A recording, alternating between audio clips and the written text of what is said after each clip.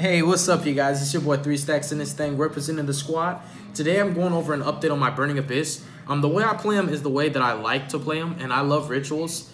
And I really like the Burning Abyss ritual himself. He's pretty cool.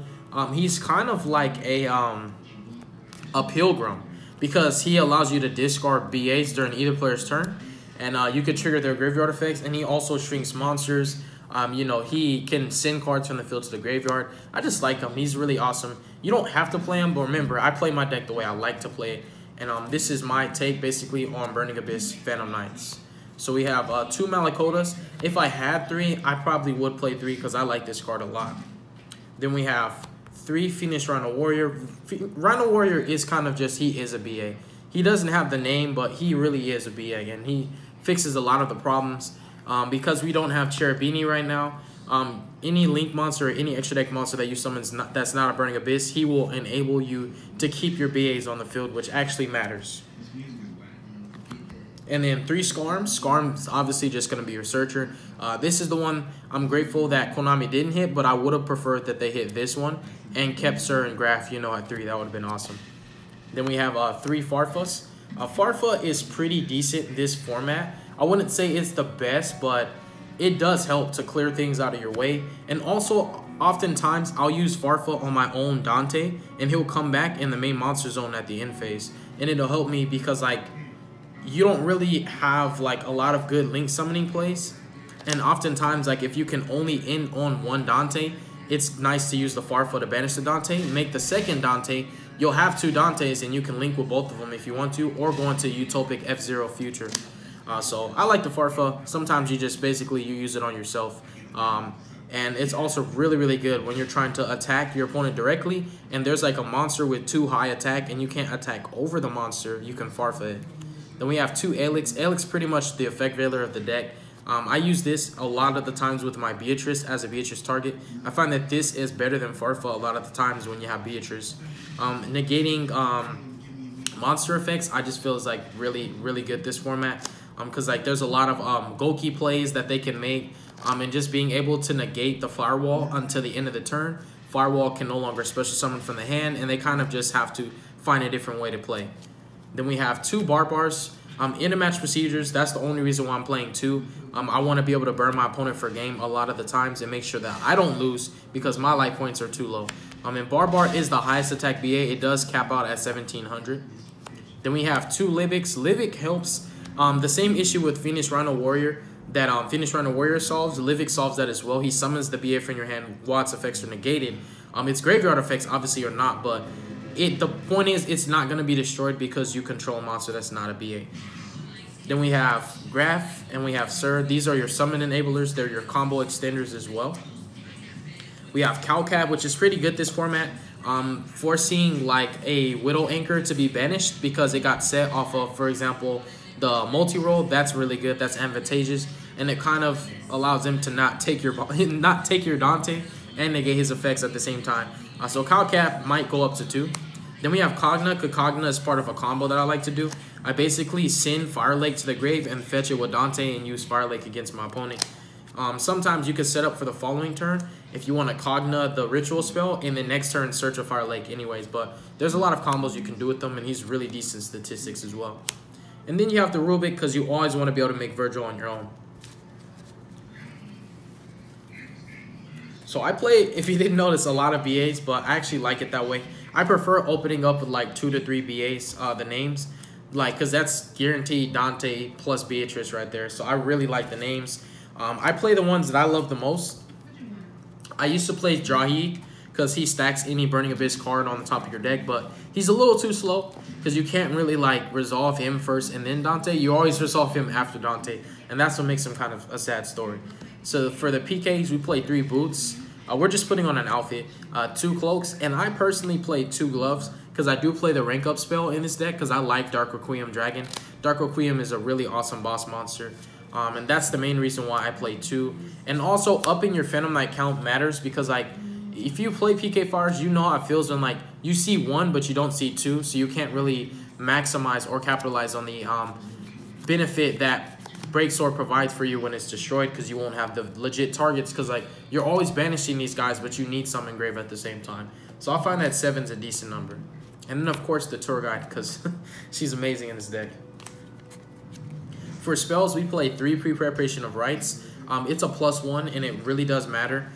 This and Pot of Desires are your +1s of the deck that help you to overcome your opponent in terms of card economy.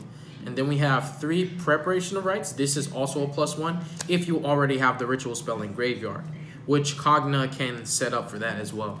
And then we have 3 Allures of Darkness. Allure is just a no-brainer. All of your monsters are literally dark except for Phoenix Rhino Warrior.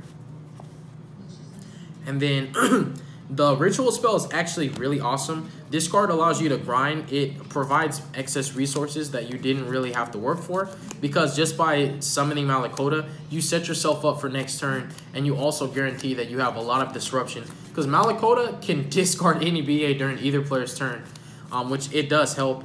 It just like, it allows you to play Farfa as a weapon, Alic as a weapon, Cowcap, in phase, bounce, you know, setting up with Skarm or Sir or Graf or Libic if you want to make bigger plays. Like, the ritual monster actually can do a lot of things for you.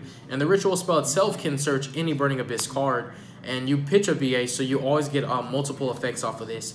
I like it a lot. I maximize on it. Of course, the artwork is lovely. It just really helps you to set up with your Fire Lakes, because you want to be able to Fire Lake your opponent at least twice. Once you've resolved the second one, they should not have enough resources to overcome you. You should just be able to climb on top of that game. But if need be, you can just keep looping the Fire Lake with Dante. And then we have 1 Phantom Knight's Rank of Magic Launch. You do not have to play this card, but I really like it a lot. Dark Requiem does summon any XYZ monster from your graveyard. He negates a monster effect and then specials a XYZ. So some cool interaction that a lot of people like kind of overlook is when you properly summon the Beatrice, right? Using her own effect, you can summon her, XYZ summon her on top of Dante. You can basically revive her back off of the Dark Requiem XYZ Dragon into the main monster zone. And if you read, if this card in your possession is destroyed, you can special a BA from your extra deck ignoring its summoning conditions, right? So what's really cool about that is Beatrice will die and you can summon Virgil or Pilgrim, and then you can bring Beatrice back off of the Requiem. So if they kill the Beatrice, they have to deal with what it brings out as well. So it can be a follow-up, but also don't forget Requiem could just bring back the Dante. And the Dante can fetch back other things as well. So that's one of the main interactions that I like with this card. And it is a quick play, so you know it could catch people off guard, but you can only do it during your main phase. That's it for the spells. Everything is gonna either search or just this one. This is the only one that doesn't search, because this searches, this draws, this searches, this draws, this searches. Yeah, really good spells. And then for traps, I play 3 Fire Lakes. I play a lot of BAs. This is never really dead. And I do actually like opening up with this card, which is why I play 3. And also, I'll even go out of my way to search this card, because this is really good, this format. Blowing up 3 cards is insane, especially against Trickstars. You can let them resolve Kandina. Whatever they set, you can hit all 3 of their back rows on in phase. I think the only downside would be if they activate Light Stage and they actually do target this, they'll be like forcing the activation. But like if they hit a Fog Blade instead of the Fire Lake, it's just an absolute blowout, because you hit the Scapegoat and the Reincarnation, and they literally have no follow-up at this point. And you could just Farfa away their Trickstar monsters so that they can't use the Reincarnation as special to defend themselves from being killed. So you could just OTK them at that point. And Fog Blade's really good, obviously negating Kandina, negating Firewall. I think even negating Alistair can be good sometimes if Invoked is still a thing. Ultimately, effect negation is really key this format, and having a searchable effect negation is pretty awesome that you can actually use in the grave. It's kind of like, it has the value that Reincarnation has in grave, because this will bring back a PK monster. And then we have Beatrice. Beatrice is the queen, and then Dante is the king. These cards, hands down, every single duel you're going to be summoning these. I find myself summoning Dante like 5 times. Like, I'll summon all 3 and then keep adding it back and keep summoning it, because Dante is just a boss. Then we have 2 Break Swords. I actually own 3 because 3 comes up a lot for the grind games. Ultimately, extra deck does have a space issue, so 2 is fine for me, but I would play 3. And then we have Levier and we have Nightmare Shark. Again, guys, sorry, my throat is really sore. I feel like Levier is just, it's not always going to be made, but whenever you run out of your Phantom Knight stuff, this can get it back.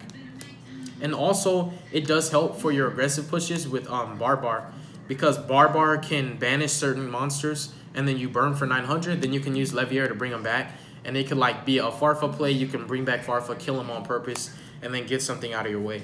And then Nightmare Shark, you do this, it complements Barbar. It's 2900.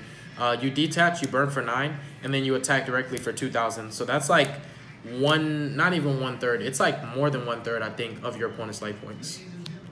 Then we have Pilgrim, and we have Virgil. These cards are really good, and they get more value once they hit the graveyard, which I find that like it's really good to play these cards and always go into the Burning Abyss monsters particularly, or the Phantom Knight stuff, because no matter how you look at it, whenever your opponent gets rid of them, they always get something else. So like these are just really annoying to deal with. And then we have Nightmare. Nightmare is pretty awesome against Gokis particularly, and also against scapegoats, like well, not scapegoats, I'm sorry, against token generators like Hornet Drones, because if you activate Hornet Drones and summon, I can put the token face down, and you can't link summon with face downs. You also can't flip it back face up because it's the turn that it was summoned. So he's good for that. He's good against Nightmares. He also can be really decent against Spirals. It just depends. And then we have Dark Rebellion and Dark Requiem. They're just a package deal. Dark Requiem is insane. It negates monster effects, and it's not once per turn. And it special summons an XYZ monster from your grave. Then we have Utopic Future. He's basically like the Borreload of the deck. What he does, he just steals monsters, and he can't be destroyed by anything. And also, you take no damage when you battle with him. And then Underclock Taker, because it's part of a cute little combo, which basically is just any BA plus Phoenix Rhino Warrior. And that concludes the deck profile, you guys. I hope that you enjoyed it. God bless you. Make good choices. Don't hurt your brain cells. And y'all have a beautiful day. You'll be hearing from me soon.